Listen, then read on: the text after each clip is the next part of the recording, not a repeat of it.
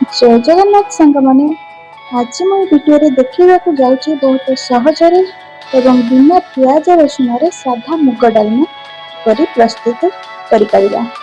ଚାଲନ୍ତୁ ଡେରି ନକରି ଷ୍ଟାର୍ଟ କରିବା।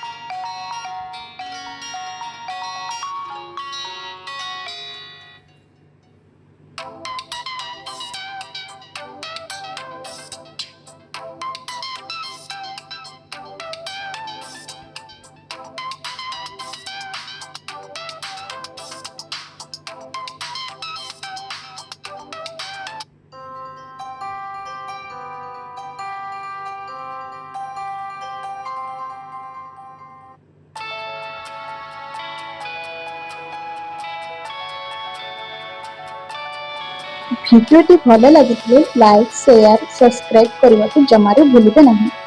ହଁ, ଆପଣମାନେ ନିଶ୍ଚୟ ଘରେ ଏହି ରେସିପି ଟ୍ରାଏ କରି ଦେଖିବେ। କେମିତି ଲାଗିଲା କମେଣ୍ଟରେ ନିଶ୍ଚୟ ଜଣାଇବେ। ରହୁଛି, ଜୟ ଜଗନ୍ନାଥ।